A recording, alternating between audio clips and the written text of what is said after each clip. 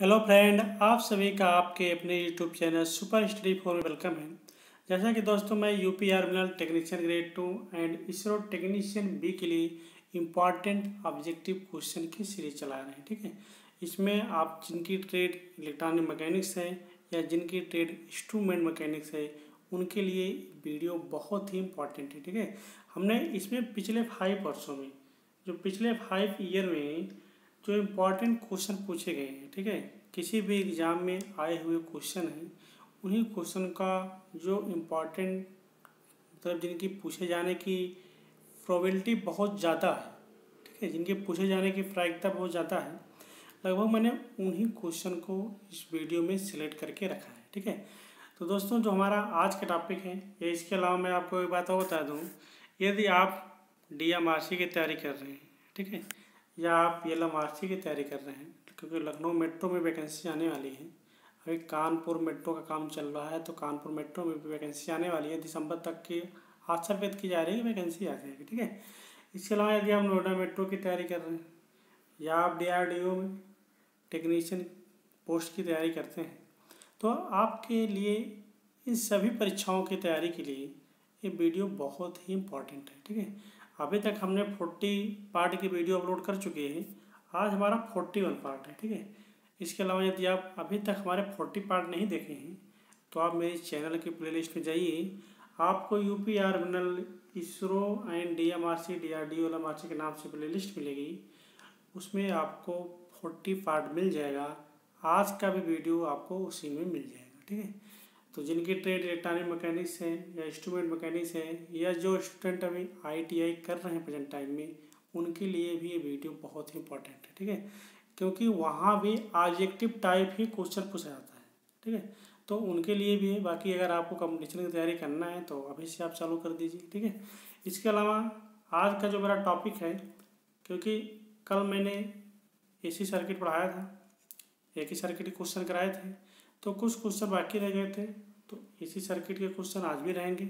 इसके अलावा इसी में आज हम एक नया टॉपिक स्टार्ट करूँगा, ट्रांसफार्मर। ठीक है, तो हमारा यूपी आर्मिनल में ट्रांसफार्मर से मैक्सिमम क्वेश्चन आएंगे। ठीक है, तो बहुत ही इंपॉर्टेंट टॉपिक है। हम आशा करते हैं कि आप सभी को अच्छे से हम समझा पाएंगे और आप सभी को अच्छे से समझ में आएगा। ठीक है, तो पहले हम AC सर्किट के न्यूमेरिकल सॉल्व करेंगे, उसके बाद हम ट्रांसफार्मर को अच्छे से पढ़ेंगे। ठीक है, तो ज़्यादा टाइम न लेते हुए डायरेक्ट हम आते हैं क्वेश्चन पे।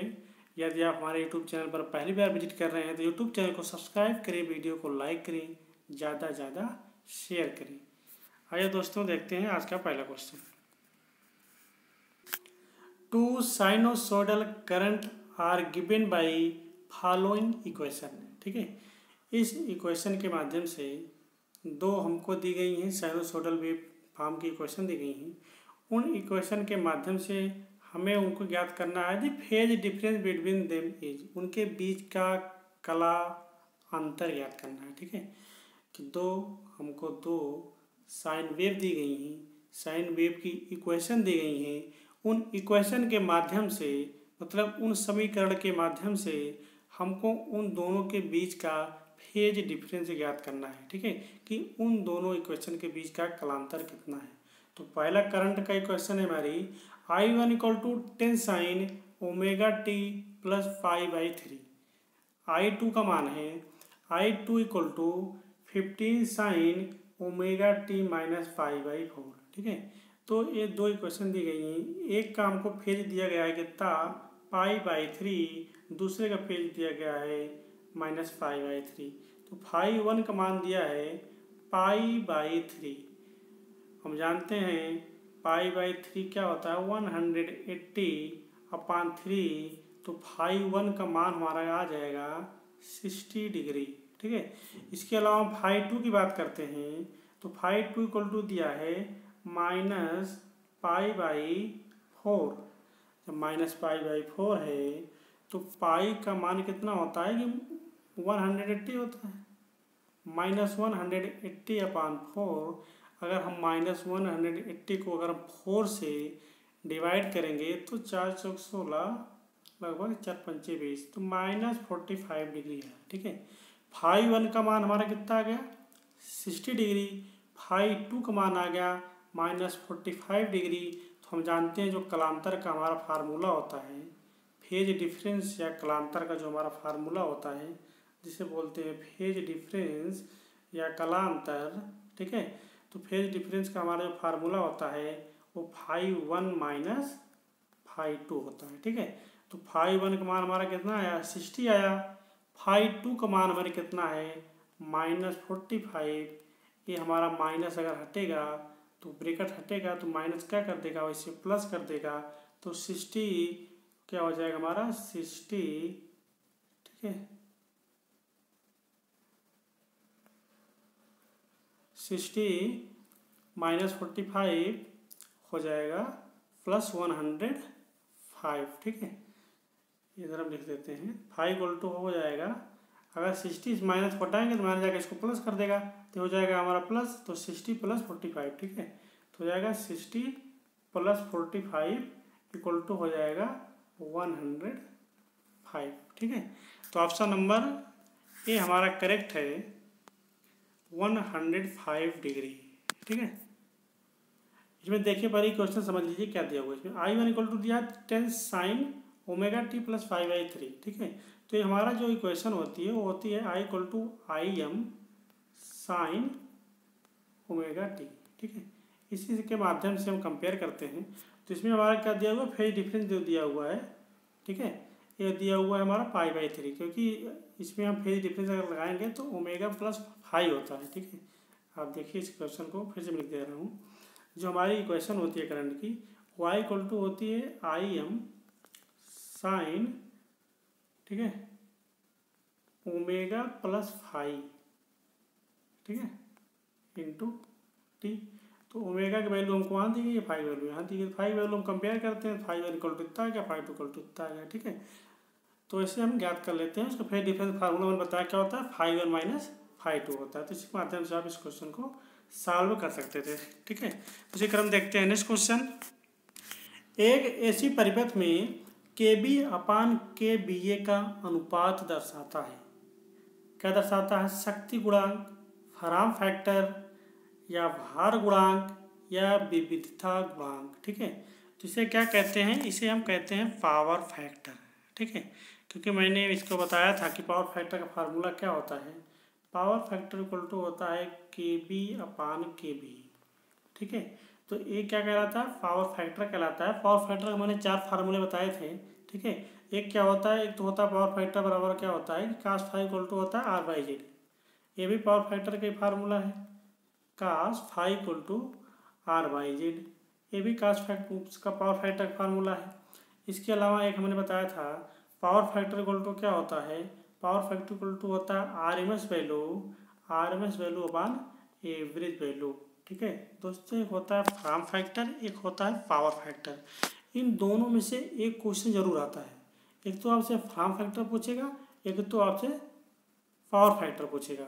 ये दोनों क्वेश्चन बहुत ही इंपॉर्टेंट हैं, इन दोनों क्वेश्चन को आपको रट के रखना है। यही रेशियो पूछ लेता है, ठीक है। फॉर्म फैक्टर बराबर क्या होता है, तो फॉर्म फैक्टर = क्या होगा, RMS value upon average value.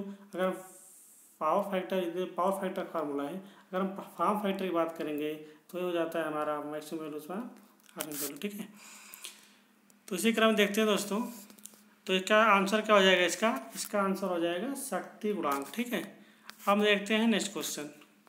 Under the condition of reason RLC, under the condition of resonance RLC series circuit behaves as a, एक अनुनाद की स्थिति में RLC श्रेणी परिपथ कैसा व्यवहार करता है, प्योरली रेजिस्टिव सर्किट की तरह या प्योरली इंडक्टिव सर्किट की तरह, या ऑप्शन नंबर सी है कैपेसिटिव सर्किट की तरह, या ऑप्शन नंबर डी है रिएक्टिव सर्किट की तरह, ठीक है। यदि हमारा RLC सीरीज सर्किट है वो भी रेजोनेंस कंडीशन में है, तो रेजोनेंस कंडीशन हमारी क्या होती है, XL = XC होती है, ये हमारी रेजोनेंस कंडीशन होती है। और उसके अलावा Z = R, ये हमारा रेजोनेंस कंडीशन की इक्वेशन है सीरीज रेजोनेंस के लिए, ठीक है। एक कंडीशन होती है, शर्त होती है हमारी रेजोनेंस की, ठीक है। तो Z = R हो गया, तो इसका मतलब क्या होगा, सर्किट हमारी क्या हो जाएगी, सर्किट हमारी रजिस्टिव हो जाएगी। तो प्योर रजिस्टिव सर्किट होती है हमारी, ठीक है। रजिस्टिव सर्किट आती कैसे Z = R, हम जानते हैं Z = क्या होता है, मैं बता देता हूँ आपको, एक मिनट, ठीक है। हम जानते हैं जिसका जो इक्वेशन को हम सॉल्व करते हैं, ठीक है, जब इसको सॉल्व करते हैं तो हमको इसका इम्पीडेंस मिलता है Z equal to under root R square plus XL minus XC का होल स्क्वायर। ठीक है, ये क्वेश्चन मिलती है हमें इम्पीडेंस की। हम जानते हैं कि रेजोनेंस कंडीशन में एक्सएल इक्वल टू क्या होता है, एक्सी की। जब एक्सएल इक्वल टू एक्सी है, यहाँ पे हम एक्सएल इक्वल टू एक्सी रखेंगे तो ये पार्ट हमारा जीरो हो जाएगा। जब ये पार्ट हमारा जीरो हो जाएगा तो हमको मिल जाएगा Z equal to under root R square. ठीक है, जब हमको Z equal to under root R square मिला तो आर हमारा बाहर आ जाएगा, तो जेड इक्वल टू आर हो जाएगा। ठीक है, तो ये हमारी रेजोनेंस कंडीशन की, रेजोनेंस सर्किट की शर्त होती है सीरीज आरएलसी सर्किट की। ठीक है, तो जेड इक्वल टू आर और एक्सएल इक्वल टू आर। जब जेड इक्वल टू आर आ गया तो रजिस्टिव सर्किट हमारी क्या हो जाएगी, प्योर रजिस्टिव सर्किट हो जाएगी। ठीक है, तो ऑप्शन नंबर ए हमारा करेक्ट हो जाएगा, प्योरली रजिस्टिव सर्किट। ठीक है, इसी क्रम देखते हैं नेक्स्ट क्वेश्चन। एक capacitor used for power factor correction in single phase circuit decreases. ठीक है, एक कला परिपथ में विद्युत संशुद्धि गणक के लिए प्रयुक्त संधारित्र घटा देता है। संधारित्र का अगर हम प्रयोग करेंगे तो क्या होगा, पावर फैक्टर को घटाएगा या लाइन करंट को, या both the current and power factor, या लाइन धारा को घटाता है और विद्युत गणक को बढ़ाता है। तो line current and increases power factor, तो लाइन करंट को घटाता है और पावर फैक्टर को बढ़ाता है। ये ऑप्शन नंबर डी हमारा करेक्ट हो जाएगा। ठीक है, इसी क्रम में देखते हैं दोस्तों next question. Form factor is the ratio of, ठीक है, आकृति गुणक। आकृति गुणक निम्न का अनुपात होता है। ठीक है, आपको बताना है कि फॉर्म फैक्टर का रेशियो क्या होगा। Maximum value to RMS value होगा, या maximum value to average value होगा, या RMS value to average value होगा, या ऑप्शन नंबर डी में दिया हुआ है RMS value to instantaneous value. ठीक है, तो मैंने दोस्तों बताया था आपको कि एक फॉर्म फैक्टर होता है और एक पीक फैक्टर होता है। तो फॉर्म फैक्टर को हम के एफ से प्रदर्शित करते हैं, पीक फैक्टर को हम के पी से प्रदर्शित करते हैं।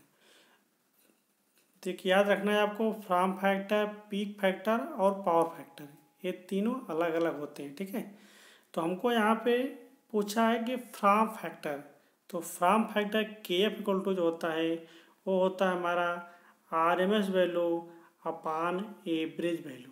ठीक है, तो आरएमएस वैल्यू अपान एवरेज वैल्यू जो कि दिया हुआ है ऑप्शन नंबर सी में।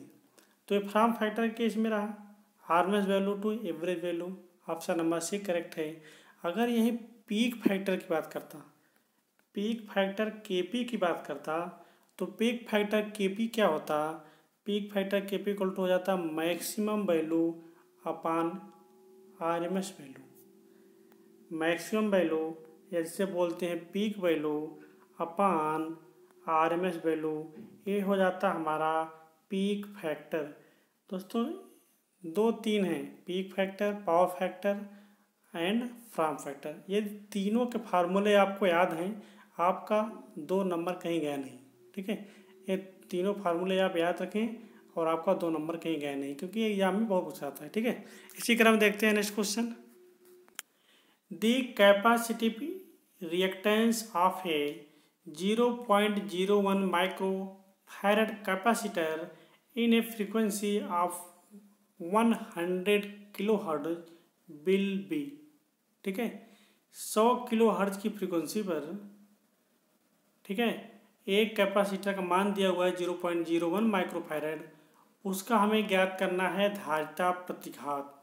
क्या ज्ञात करना है, कैपेसिटिव रिएक्टेंस एक्सएल का मान ज्ञात करना है। तो हम जानते हैं एक्सएल का फार्मूला क्या होता है, एक्सएल इक्वल टू होता है 1/2 पाई एफ इंटू सी। ये होता है हमारा कैपेसिटिव रिएक्टेंस का फार्मूला। ठीक है, तो इसमें हमें दिया हुआ है एफ का मान दिया हुआ है, एफ मान कितना दिया हुआ है 100 किलोवाट दिया हुआ है। ठीक है, सी का मान दिया हुआ है 0.01 माइक्रोफैरड। ठीक है। इसके अलावा पाई का मान आप रख लेना 3.14, ठीक है दोस्तों। इसकी वैल्यू ज्ञात करके आप सब कमेंट सेक्शन में हमको बताएंगे, ठीक है। मैंने फार्मूला बता दिया आपको, फार्मूले पे आपको इससे सब वैल्यू दी गई है, इसको रख देना है। रखने के बाद इसमें बस कैलकुलेशन करना है। आप सभी इसका कैलकुलेशन करके हमें इसका आंसर बताएंगे, ठीक है। कल हम आपको इसका आंसर बताएंगे, लेकिन आप सभी कमेंट सेक्शन में इसका आंसर जरूर बताएंगे, बस कैलकुलेशन करना है वैसे आपको, ठीक है।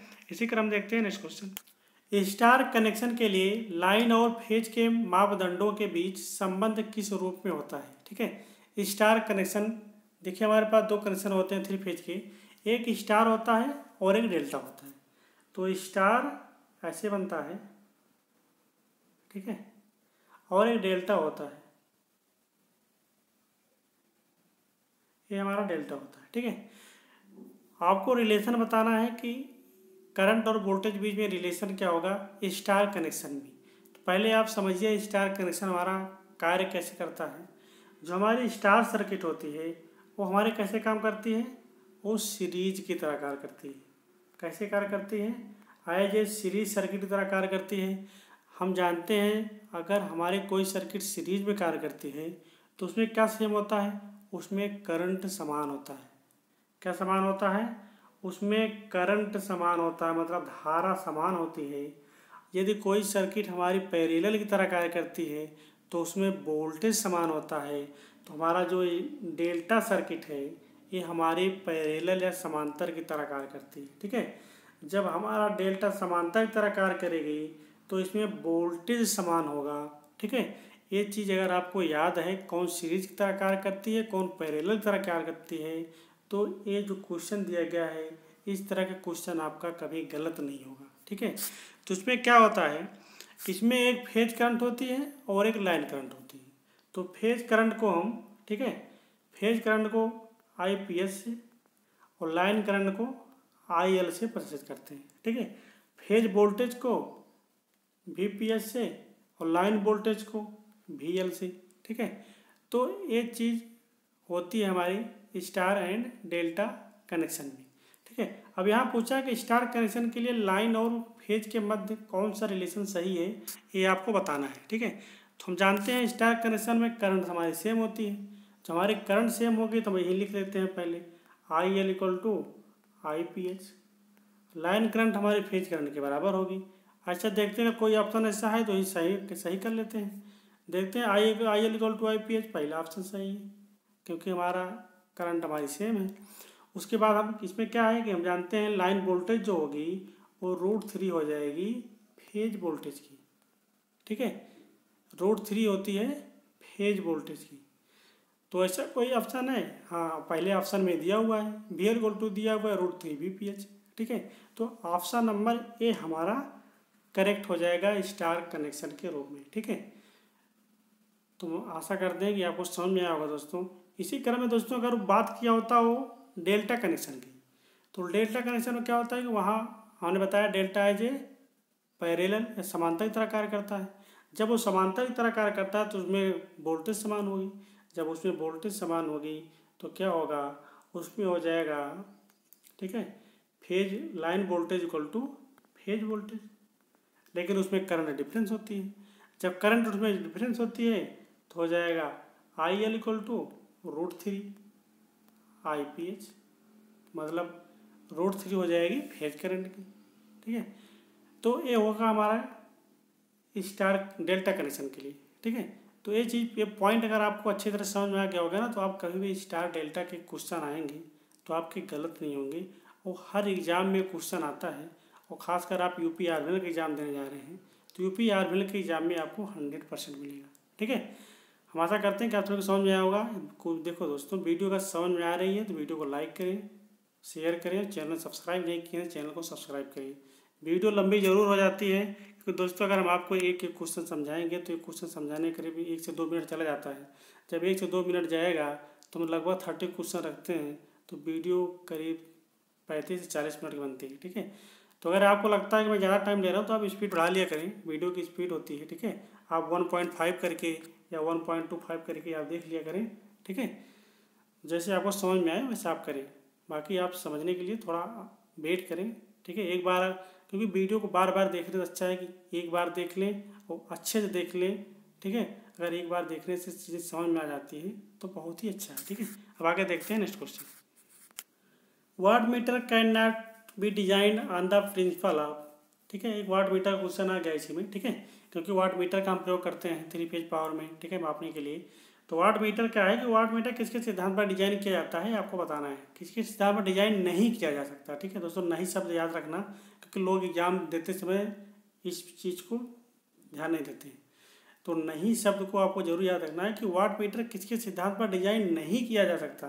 लोग बस पढ़ेंगे वाट मीटर किसी सिद्धांत पर डिजाइन किया जा सकता है, फट से ऑप्शन मार के इलेक्ट्रोस्टैटिक आगे बढ़ गए। लेकिन ऐसा नहीं करना है। क्वेश्चन को अच्छी तरह से पढ़ा भी आता है, कभी कभी क्वेश्चन ऐसे भी गलत हो जाते हैं, ठीक है।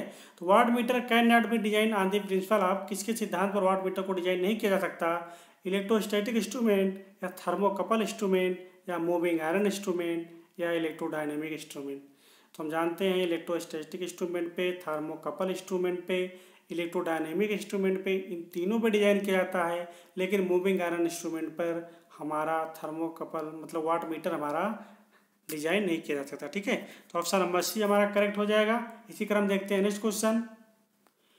4 पोल 1500 आरपीएम का एक अल्टरनेटर है, उसका विद्युत वाहक बल जनित करता है, तो उसकी फ्रीक्वेंसी ज्ञात करनी है। फ्रीक्वेंसी कितना देता, ठीक है दोस्तों। बहुत इंपॉर्टेंट क्वेश्चन है, लगभग हर एग्जाम में मिलता है। डीएमआरसी में तो हर बार आता है। ये डीएमआरसी में एक क्वेश्चन मैं देख रहा हूँ 2 बार से लगातार, मेरे पास पेपर है, मैंने पेपर देखा था कि 2 बार एक क्वेश्चन लगातार 2-3 बार से लगातार एक क्वेश्चन आता है, ठीक है, कि 4 पोल है, ठीक है, 1500 आरपीएम पर अल्टरनेटर का विद्युत वाहक बल जनित करता है, तो उसकी फ्रीक्वेंसी हमको ज्ञात करनी है। फ्रीक्वेंसी कितना होती है, तो बहुत सिंपल सा न्यूमेरिकल होता है।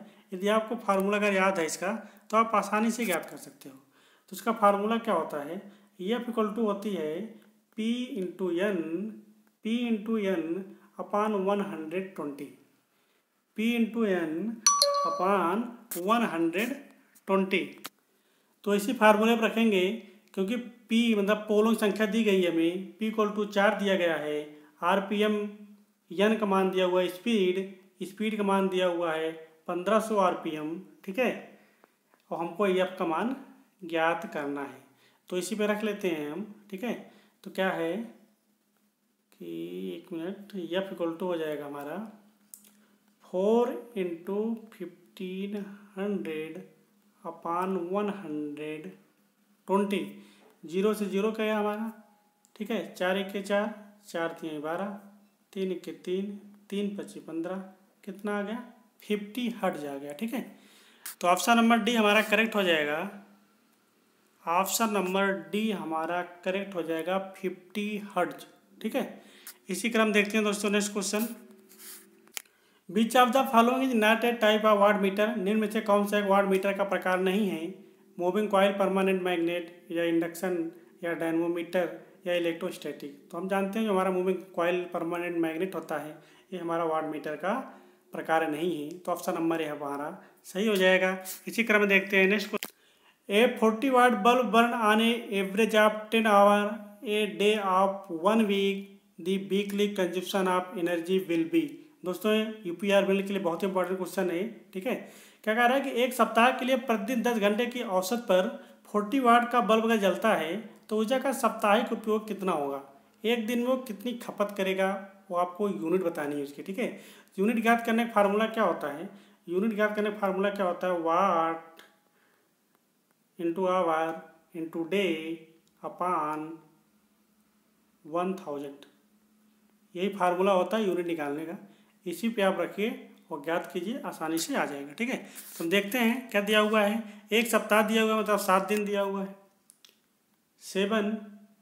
10 घंटा, ठीक है, 40 वाट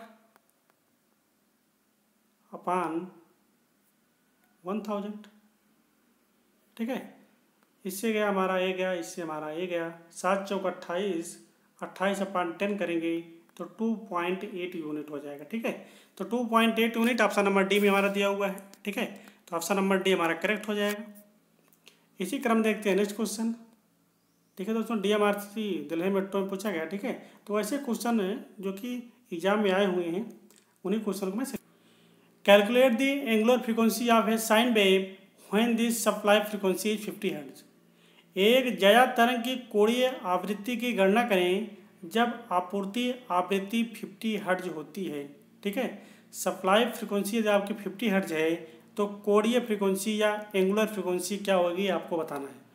तो हम जानते हैं एंगुलर फ्रीक्वेंसी का फार्मूला क्या होता है, W इक्वल टू होता है 2πf। ठीक है, यफ का मान हमें दिया हुआ है कितना, यफ का मान दिया हुआ हमें 50, तो हम कोणीय फ्रीक्वेंसी ज्ञात कर लेंगे W equal to 2 into pi into 50 का अगर 2 से मल्टीप्लाई कर देंगे तो 100 पाई आ जाएगा।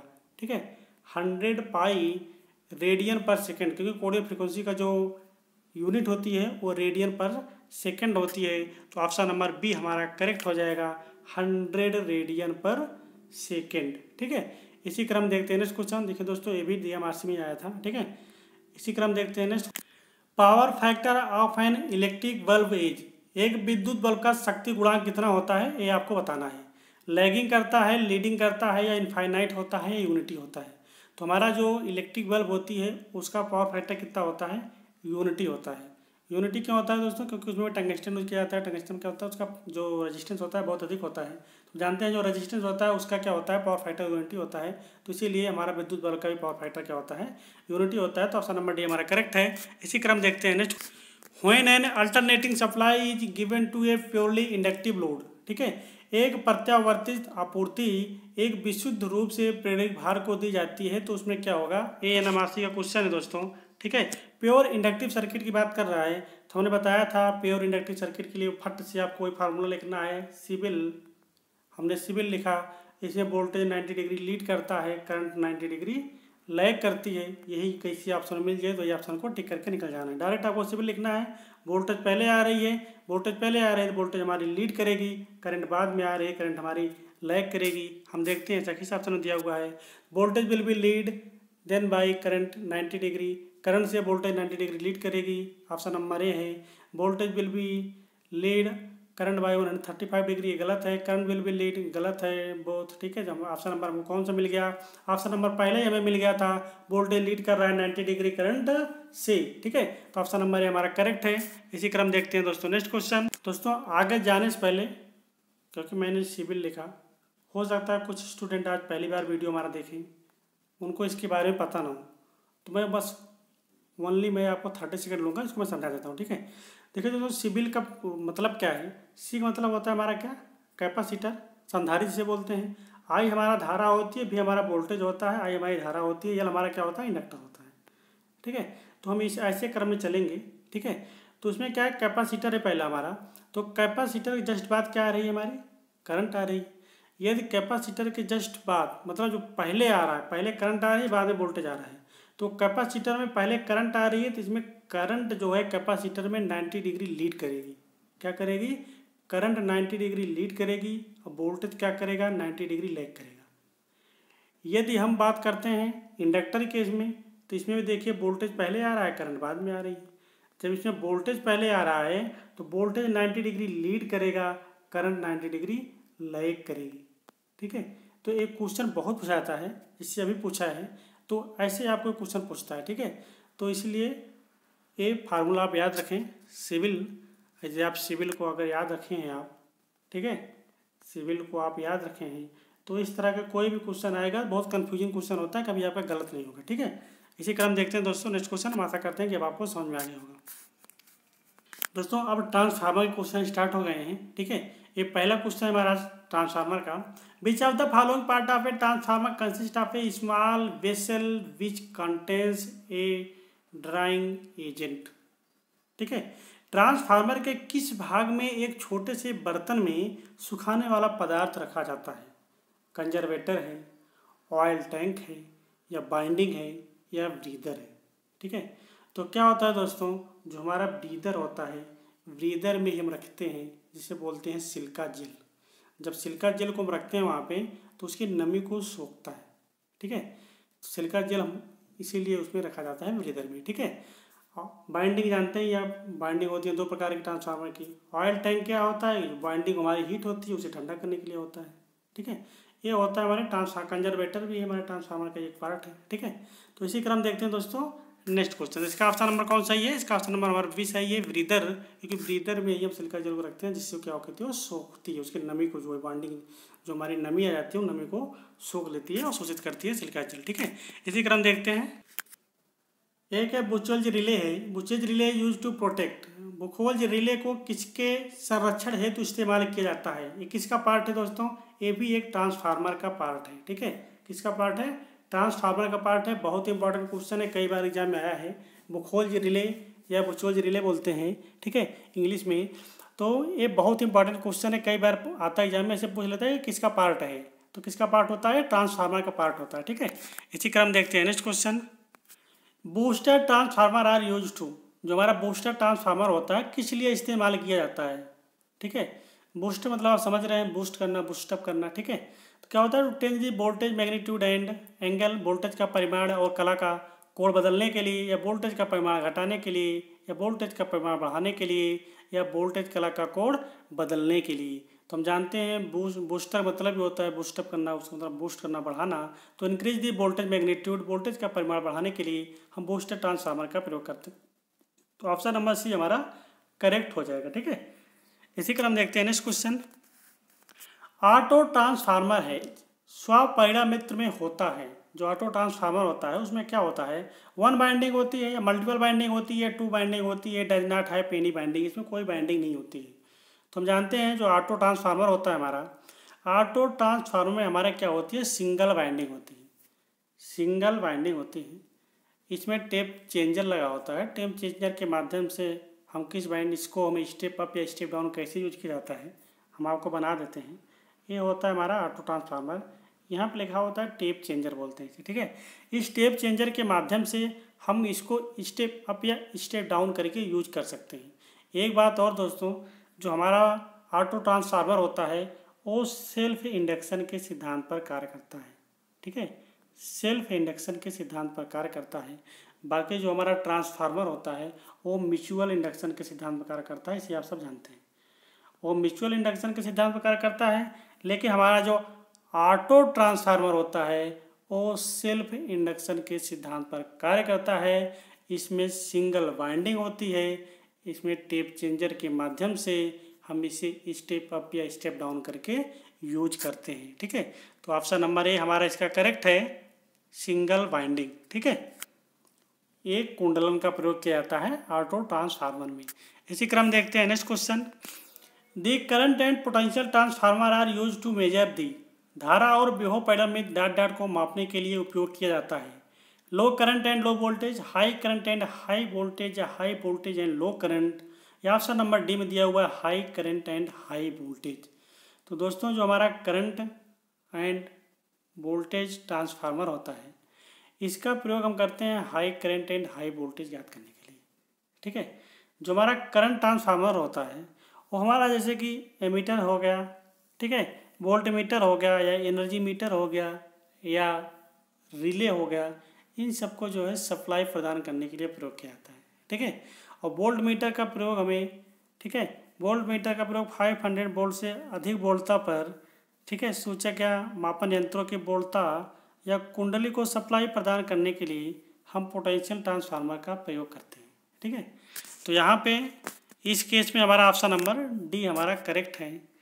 जो हमारा करंट एंड पोटेंशियल ट्रांसफार्मर है वो high current and high voltage को मेजर करता है। ऑप्शन नंबर डी हमारा सही है। इसी क्रम में देखते हैं नेक्स्ट। ट्रांसफार्मर के प्राथमिक मतलब प्राइमरी एंड सेकेंडरी द्वितीयक वोल्टेज और करंट के बीच में आपको रिलेशन बताना है। ठीक है, तो क्या रिलेशन होता है इनके बीच में आपको बताना है। तो हम जानते हैं क्या होता है, अगर देखा जाए तो V2/V1 equal to N2/N1 equal to I1/I2, ये रिलेशन होता है। हम देखते हैं कि ऐसा कोई रिलेशन मिल रहा है यहाँ पे V2/V1 N1/N2 या I1/N2, ये तो मिला नहीं, तो इसको हम इन्वर्ट कर लेते हैं दोस्तों। ठीक है, तो कैसे कर लेते हैं, V1/V2 equal to N1/N2 equal to I2/I1।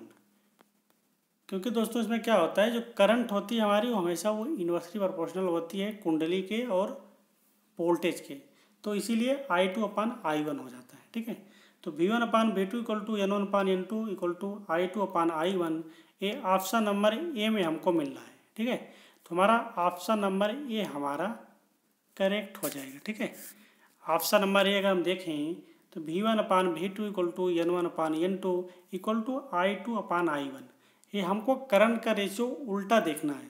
जहाँ हमें वोल्टेज और कुंडली का रेशियो के अकॉर्डिंग करंट हमें इन्वर्सली मिल जाए, वही ऑप्शन हमारा सही हो जाएगा। ठीक है, क्योंकि V1/V2 इक्वल टू हो जाएगा I2/I1। ठीक है, तो ऑप्शन नंबर ए ही हमारा करेक्ट है। तो इसी क्रम देखते हैं next question. The frequency affect, आवृत्ति किसे प्रभावित करती है, both hysteresis and eddy current loss को, या ओनली एडी करंट लॉस को, या नेदर हिस्टेरिसिस नार एडी करंट लॉसेस। मतलब हिस्टेरिसिस और एडी हानि दोनों में से कोई नहीं, या ओनली हिस्टेरिसिस लॉसेस, केवल हिस्टेरिसिस लॉसेस को फ्रीक्वेंसी प्रभावित करती है। दोस्तों क्या होता है, फ्रीक्वेंसी हमारी दोनों लॉस में पाई जाती है, एडी करंट लॉस में भी और हिस्टेरिसिस लॉस में भी। तो फ्रीक्वेंसी का इफेक्ट दोनों लॉसेस में है, both hysteresis and eddy current losses. कैसे, मैं आपको बताता हूँ। इसका जो फार्मूला होता है हिस्टेरिसिस लॉसेस का, ठीक है, PH इक्वल टू हो जाएगा KH इंटू एफ इंटू भी या V मैक्स VM का स्क्वायर। तो फ्रीक्वेंसी यहाँ पे आ रही है, जब फ्रीक्वेंसी आ रही है तो जनरली भी फ्रीक्वेंसी हमारे हिस्टेरिसिस लॉस को इफेक्ट करेगी। इसी क्रम देख लेते हैं हम। ठीक है, ईडी करंट की, ईडी करंट में क्या होगा, PE equal to eddy current losses का जो फार्मूला होगा हमारा KEF स्क्वायर। तो यहाँ पे फ्रीक्वेंसी आ रही है B मैक्स इंटू VM का स्क्वायर इंटू T का स्क्वायर इंटू V। ये हमारा क्या होता है, ईडी करंट लॉसेस का फार्मूला है। तो यहाँ पे फ्रीक्वेंसी आ रही है, तो जहाँ पे फ्रीक्वेंसी आ रही है इसका मतलब फ्रीक्वेंसी इफेक्ट डालेगी। तो ईडी करंट लॉस में और इस हिस्टेरिसिस लॉसेस में, दोनों लॉसों में हमारा फ्रीक्वेंसी का प्रभाव रहेगा। तो ऑप्शन नंबर ए हमारा करेक्ट हो जाएगा। ठीक है, इसी क्रम में देखते हैं next question. Buchholz relay is a, जो बुखोल्ज रिले होती है हमारी वो कैसी होती है, एन इलेक्ट्रिक रिले होती है, मैकेनिकल रिले होती है, या एन इलेक्ट्रोमैग्नेटिक रिले होती है, गैस ऑपरेटेड रिले होती है। तो हमारी जो बुखोल्ज रिले होती है दोस्तों क्या होती है, वो गैस ऑपरेटेड रिले होती है। ये बहुत ही इंपॉर्टेंट क्वेश्चन है, इसे आप याद रखें, हो सकता है आपको UPR में मिल भी सकता है क्वेश्चन। ठीक है, तो बुखोल्ज रिले किस प्रकार की रिले होती है, वह एक गैस ऑपरेटेड रिले होती है। ठीक है, इसी क्रम देखते हैं next question. Transformer dot dot reactive power, परिणामित डॉट डॉट का प्रतिघाती शक्ति होता है। तो हम जानते हैं ट्रांसफार्मर का काम क्या होता है, स्टेप अप को स्टेप डाउन करना है, स्टेप डाउन को स्टेप अप की तरह यूज किया जाता है। मतलब निम्न वोल्टेज को उच्च वोल्टेज में बदलना है, उच्च वोल्टेज को निम्न वोल्टेज में बदलना, ये हमारा ट्रांसफार्मर का कार्य होता है। तो ट्रांसफार्मर क्या करता है, ये सब प्रक्रिया करने में क्या करता है, एब्जर्व करता है। ठीक है, मतलब अवशोषित प्रतिघाती शक्ति होता है। तो जो हमारा ट्रांसफार्मर होता है, ट्रांसफार्मर एब्जॉर्ब रिएक्टिव पावर होता है। तो ऑप्शन नंबर सी हमारा करेक्ट है। इसी क्रम देखते हैं दोस्तों next question. If the voltage ratio of transformer is 1:20, then the ratio of primary and secondary turn will be. ठीक है, वोल्टेज का रेशियो दिया हुआ है, प्राइमरी और सेकेंडरी का रेशियो पूछ रहा है। तो हम जानते हैं V1 इक्वल टू क्या होता है, V2 इक्वल टू V2 और ये N1/N2। इसका रेशियो क्या है, 1/20 है। V1/V2 का रेशियो 1/20 है, तो इसका भी रेशियो हो जाएगा वही 1/20। ठीक है, तो 1:20 हो जाएगा, जो कि ऑप्शन नंबर सी में दिया हुआ है। तो ऑप्शन नंबर सी हमारा करेक्ट हो जाएगा। ठीक है, इसी क्रम में देखते हैं next question. The efficiency of a transformer depends, परिणामित की दक्षता निर्भर करती है on both load power factor and load magnitude.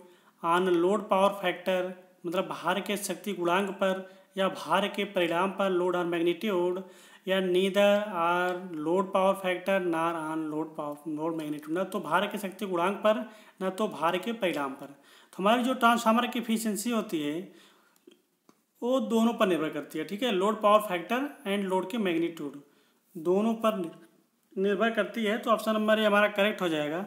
इसकी जो दोस्तों जो किसी भी चीज़ की अगर एफिशिएंसी निकालते हैं तो इफिशियंसी का फार्मूला एक ही होता है, आउटपुट अपॉन इनपुट, यही होता है इफिशियंसी। इसको याद रखना, किसी भी चीज़ की अगर इफिशियंसी निकालते हैं तो आउटपुट अपॉन इनपुट। हमने जो इनपुट दिया, क्या आउटपुट मिला, उस आउटपुट को हम इनपुट के रेशियो में ही उसकी इफिशियंसी ज्ञात करते हैं। ठीक है, इनटू अगर परसेंटेज में निकालनी है तो इनटू 100 से मल्टीप्लाई कर देंगे तो ये परसेंटेज इफिशियंसी हो जाएगी। ये हमारी इफिशियंसी ज्ञात करने का ही फार्मूला है। ठीक है, किसी भी चीज़ की, यही आदमी की दक्षता हो या किसी मशीन की दक्षता हो, किसी की दक्षता निकालनी है तो हमने कितना इनपुट दिया और उसने हमको कितना आउटपुट दिया। जो हमको आउटपुट दिया उस आउटपुट का हम इनपुट के रेशियो में निकालते हैं उसकी इफिशियंसी या दक्षता। ठीक है, तो इसी क्रम देखते हैं next question. The transformer operate at maximum efficiency when. Transformer अधिकतम दक्षता पर संचालित होता है। ट्रांसफार्मर की मैक्सिमम दक्षता कब होगी? Copper loss is less than iron loss, जब कॉपर हानि आयरन हानि से कम होती है। Has no relation to copper loss and iron loss, copper हानि और आयरन हानि से संबंधित नहीं है। या copper loss is greater than iron loss, copper हानि आयरन हानि से अधिक होगी। या copper loss is equal to iron loss, या कॉपर हानि आयरन हानि के बराबर होगा तब। तो दोस्तों, जो हमारी इफिशियंसी होती है ट्रांसफार्मर की, उस केस में मैक्सिमम होती है जब हमारा आयरन लॉस और कॉपर लॉस दोनों इक्वल हो, बराबर हो। ठीक है, तो ऑप्शन नंबर डी हमारा करेक्ट हो जाएगा। जब कॉपर लॉस हमारे आयरन लॉस के बराबर हो जाएगी तो उस कंडीशन में हमारे जो ट्रांसफार्मर होगा उसकी इफिशियंसी बहुत अधिक होगी। ठीक है, तो इसका इफिशियंसी निकालने का फार्मूला एक अलग से भी है, तो लिख सकते हो आप। नीटे इक्वल टू होता है फुल लोड पर शक्ति, आउटपुट में वही, अपान फुल लोड पर केवीए में शक्ति प्लस वही ताम्र हानि प्लस कॉपर हानि मतलब आयरन लॉस। ठीक है, ये सब होता है जिसमें दोनों अगर लॉसें इक्वल हैं तो लॉस कम होने की ज़रूरत है। ठीक है, तो ऑप्शन नंबर डी हमारा करेक्ट होगा। ट्रांसफार्मर के मैक्सिमम एफिशिएंसी के लिए हमको कॉपर लॉस और आयरन लॉस को इक्वल रखना है। बहुत इंपॉर्टेंट क्वेश्चन है, इसे आपको याद रखना। ठीक है, इसी क्रम में देखते हैं नेक्स्ट क्वेश्चन। टेप चेंजिंग ट्रांसफार्मरों को ट्रांसमिशन और वितरण प्रणाली में क्या समायोजन करने के लिए इस्तेमाल किया जाता है? जो हमारा टेप चेंजिंग होता है, हमने बताया था अभी टेप चेंजिंग क्या होता है। टेप चेंजिंग को हम करके उसके वोल्टेज के परिमाण को हम चेंज कर सकते हैं। ठीक है, स्टेप डाउन की तरह यूज करना है या स्टेप अप की तरह यूज करना है, वो टेप चेंजिंग का ही कार्य होता है। तो ऑप्शन नंबर सी हमारा करेक्ट हो जाएगा। टेप चेंजिंग को हम प्रयोग करके वोल्टेज का परिमाण को हम चेंज कर सकते हैं। ठीक है, अगर उसे हम स्टेप अप की तरह यूज करना चाहें या स्टेप डाउन की तरह, वो हमारा टेप चेंजिंग के ऊपर निर्भर करता है ऑटो ट्रांसफार्मर में। तो हमारा टेप चेंजिंग का कार्य ही क्या है वही पूछ रहा है। तो टेप चेंजिंग कार्य यही है, वोल्टेज का परिमाण। ठीक है, इसी क्रम देखते हैं नेक्स्ट। दोस्तों, ये वीडियो का लास्ट क्वेश्चन था। हम आशा करते हैं कि आज का वीडियो आपको बहुत पसंद आया होगा। ठीक है, कि हमने हर क्वेश्चन को समझाने का प्रयास किया है, वो आपको समझ में भी आया होगा। ठीक है दोस्तों, इसके पहले मैंने कल के वीडियो में एक क्वेश्चन पूछा था कि इसका आंसर आप सभी को कमेंट सेक्शन में देना है। तो काफ़ी लोगों ने बहुत अच्छा आंसर दिया था, लगभग सभी का आंसर सही रहा। ठीक है, कपिल कुमार ने सबसे पहले आंसर दिया था। ठीक है, हमने 2 क्वेश्चन पूछा था कि अगर इंडिया की फ्रीक्वेंसी 50 हर्ट्ज है, अगर इंडिया की सप्लाई फ्रीक्वेंसी 50 हर्ट्ज है तो यूएसए की कितनी होती है? तो यूएसए की होती है 60 हर्ट्ज। ठीक है, जो कि सभी ने सही दिया था। ठीक है, तो सभी का आंसर सही रहा। मैं नाम ले लेता हूँ कैंडिडेट का। ठीक है, कपिल कुमार ने सबसे पहले आंसर दिया था, उसके बाद हेमंत वर्मा जी ने दिया था। ठीक है, बॉलीवुड आजुम सांग के नाम से हैं, उन्होंने दिया था। ठीक है, समीर सैनी जी का आंसर आया था, हबीब खान जी का आंसर आया था। ठीक है, अखिल मौर्य जी का आंसर आया था। ऐसे बहुत सारे स्टूडेंट ने आंसर दिया था। ठीक है, हम आशा करते हैं कि आप सभी वीडियो को देख रहे हैं तो आंसर देने का प्रयास किया करें। ठीक है, तो दोस्तों मैं बता देता हूँ इसका आंसर क्या है। And induction watt meter can be used for, एक इंडक्शन वाट मीटर का प्रयोग किया जाता है। तो हमने बताया था जो हमारा इंडक्शन वाट मीटर होता है वो ओनली एसी पर कार्य करता है। ठीक है, किसके लिए प्रयोग किया जाता है? एसी ओनली के लिए। तो सभी ने इसका करेक्ट आंसर दिया था। दोस्तों, आज का क्वेश्चन आपके लिए है। दोस्तों, आज का क्वेश्चन है under the condition of resonance RLC series circuit behaves as a. अनुनाद की स्थिति में आरएलसी श्रेणी परिपथ कैसा व्यवहार करता है? दोस्तों ये बहुत ही इंपॉर्टेंट क्वेश्चन है। इसको हमने बहुत बार समझाया है आपको, ठीक है, बहुत अच्छे से समझाया है। हम आशा करते हैं कि आपको ये क्वेश्चन समझ में आया होगा, ठीक है। आप सभी इसका आंसर कमेंट सेक्शन में देंगे। एक आरएलसी सर्किट रेजोनेंस कंडीशन में किस तरह कार्य करती है? प्योरली रेजिस्टिव की तरह, या प्योरली इंडक्टिव की तरह, या प्योरली कैपेसिटिव की तरह, या रिएक्टिव सर्किट की तरह, ठीक है। तो जो आंसर सही होगा इसका आंसर आप सभी को कमेंट सेक्शन में देना है। हम आशा करते हैं कि आप सभी को वीडियो पसंद आया है। अगर वीडियो पसंद आया है तो वीडियो को लाइक करें और ज़्यादा से ज़्यादा शेयर करें। मेन काम क्या है कि ज़्यादा से ज़्यादा आप शेयर करें, ठीक है। तो थैंक यू दोस्तों, ठीक है। Thanks for watching, thank you.